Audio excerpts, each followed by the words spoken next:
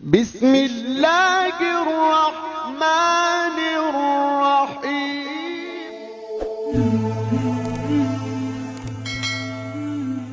Assalamualaikum warahmatullahi wabarakatuh.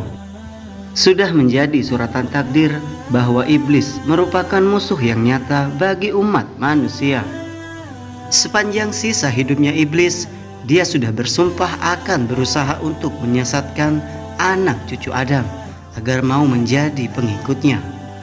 Untuk itu, manusia, terutama kaum muslimin, sangat dianjurkan untuk mendekatkan diri kepada Allah Subhanahu wa Ta'ala agar tidak terhasut oleh tipu daya iblis. Tapi tahukah sahabat bahwa jauh sebelum Nabi Adam alaihissalam diciptakan, iblis merupakan makhluk yang mulia di sisi Allah Subhanahu wa Ta'ala. Iblis bahkan salah satu makhluk yang paling dihormati oleh malaikat. Bersama malaikat, iblis pernah menyembah Allah Subhanahu wa Ta'ala. Hujjatul Islam Imam Al-Ghazali mengatakan bahwa iblis dulunya adalah hamba Allah Subhanahu wa Ta'ala yang taat kepadanya. Mereka memiliki beberapa nama sesuai dengan tempat tinggalnya di langit. Mereka yang tinggal di langit yang pertama disebut sebagai Al-Abid, ahli ibadah. Pada langit yang kedua disebut Az-Zahid, dan pada langit yang ketiga namanya disebut Al-Arif. Pada langit yang keempat namanya adalah Al-Wali. Selanjutnya langit yang kelima namanya disebut Al-Faqih. Di langit yang keenam namanya disebut Al-Qazin. Pada langit ketujuh namanya disebut Azazil. Iblis dulunya adalah ahli ibadah yang tidak pernah membangkang dan mengeluh terhadap perintah-perintah Allah. Ia pernah bersujud kepada Allah selama 1000 tahun lamanya, dan dia sangat giat dalam beribadah. Dia bahkan pernah menjadi Sayyidul Malaikat, penghulu atau pemimpin malaikat, dan Qazinul Jannah, bendahara surga. Namun lama-kelamaan iblis menjadi sombong dan angkuh. Iblis menganggap bahwa dirinya adalah makhluk yang paling tinggi derajatnya di antara makhluk-makhluk Allah yang lain. Hingga pada suatu saat Allah Subhanahu wa Ta'ala menciptakan Adam alaihissalam sebagai manusia pertama. Suatu ketika Allah Subhanahu wa Ta'ala telah memerintahkan iblis sujud kepada Nabi Adam alaihissalam. Lalu iblis berkata, "Adakah engkau lebih mengutamakannya daripada aku, sedangkan aku lebih baik darinya? Engkau ciptakan aku dari api, dan engkau jadikan Adam dari tanah." Lalu Allah Subhanahu wa Ta'ala berfirman kepada iblis, "Aku menciptakan apa yang aku kehendaki." Karena iblis memandang dirinya penuh dengan keagungan, maka dia enggan sujud kepada Nabi Adam alaihissalam karena merasa bangga dan sombong. Dia berdiri tegak sampai saatnya malaikat bersujud dalam waktu yang lama. Ketika para malaikat mengangkat kepala mereka mendapat iblis tidak sujud, sedang mereka telah selesai sujud. Maka para malaikat bersujud kali kedua karena bersyukur. Tetapi iblis tetap angkuh dan enggan sujud. Dia berdiri tegak dan memalingkan mukanya dari para malaikat yang sedang bersujud. Dia tidak ingin mengikuti mereka, dan dia tidak merasa menyesal karena keengganannya. Kemudian Allah Subhanahu wa Ta'ala merubah mukanya dari aslinya yang sangat indah menjadi seperti babi hutan. Allah Subhanahu wa Ta'ala merubah kepalanya menjadi seperti kepala unta, dadanya seperti daging yang menonjol di atas punggung. Wajah yang ada di antara dada dan kepala itu seperti wajah kera. Kedua matanya terbelah pada sepanjang permukaan wajahnya. Lubang hidungnya terbuka seperti cerek tukang bekam. Kedua bibirnya seperti bibir lembu.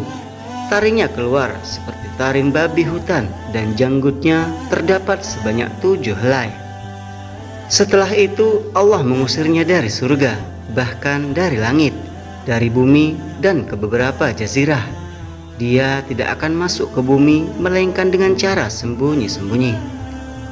Allah Subhanahu wa Ta'ala telah melaknatnya hingga hari kiamat karena dia telah ingkar dan kufur, walaupun sebelumnya iblis sangat indah rupawan, mempunyai 4 sayap, banyak ilmu, rajin ibadah, menjadi kebanggaan para malaikat serta menjadi pemimpin para malaikat mukarrabin. Tetapi semua itu tidak menjadi jaminan sama sekali baginya. Ketika Allah Subhanahu wa Ta'ala membalas tipu daya iblis, maka menangislah malaikat Jibril dan Mikail. Lalu Allah Subhanahu wa Ta'ala berfirman, "Apakah yang membuat kamu menangis?" Lalu mereka menjawab, "Ya Allah, kami tidaklah aman dari tipu dayamu." Lalu Allah berfirman, "Begitulah aku, jadilah engkau berdua tidak aman dari tipu dayaku." Setelah diusir, kemudian iblis berkata, "Ya Tuhanku, Engkau telah mengusir aku dari surga disebabkan Adam, dan aku tidak bisa menguasainya melainkan dengan penguasaan-Mu."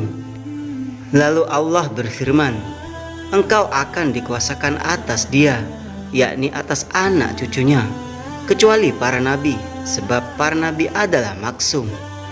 Iblis berkata lagi, "Tambahkan lagi untukku." Allah berfirman, "Tidak akan dilahirkan seorang anak bagi manusia, kecuali tentu dilahirkan untukmu 2 padanya." Iblis berkata lagi, "Tambahkan lagi untukku." Lalu Allah berfirman, "Dada-dada mereka adalah rumahmu. Engkau bisa berjalan di sana sejalan dengan peredaran darah manusia." Iblis berkata lagi, "Tambahkanlah lagi untukku." Maka Allah berfirman, "Dan kerahkanlah terhadap mereka pasukan berkuda dan pasukan yang berjalan kaki." Artinya, mintalah tolong menghadapi mereka dengan pembantu-pembantumu, baik yang naik kuda maupun yang berjalan kaki, dan bersekutulah dengan mereka pada harta, yaitu mendorong mereka mengusahakannya dan mengarahkannya ke jalan yang haram, dan pada anak-anak, yaitu dengan menganjurkan mereka dalam membuat perantara mendapat anak dengan cara yang dilarang, seperti melakukan senggama dalam masa haid, membuat perkara-perkara syirik mengenai anak-anak itu dengan memberi nama mereka Abdul Uzza, menyesatkan mereka dengan cara mendorong ke arah yang batil, mata pencahariannya yang tercela, dan perbuatan-perbuatan yang jahat.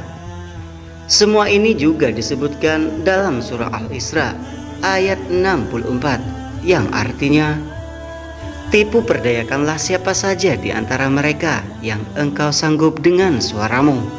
Kerahkanlah pasukanmu terhadap mereka yang berkuda dan yang berjalan kaki, dan bersekutulah dengan mereka pada harta dan anak-anak. Lalu beri janjilah kepada mereka. Padahal setan itu hanya menjanjikan tipuan belaka kepada mereka." Quran Surat Al-Isra ayat 64. Maksud ayat di atas ialah bahwa Allah Subhanahu wa Ta'ala memberi kesempatan kepada iblis untuk menyesatkan manusia dengan segala kemampuan yang ada padanya. Tetapi segala tipu daya setan itu tidak akan mampu menghadapi orang-orang yang benar-benar beriman.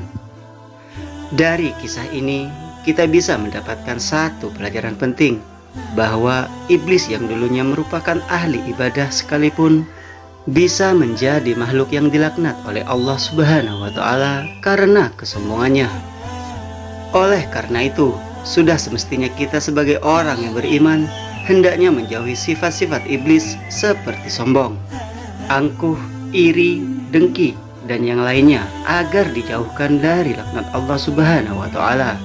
Amin ya rabbal alamin. Semoga kisah ini bisa bermanfaat untuk kita semua. Assalamualaikum warahmatullahi wabarakatuh.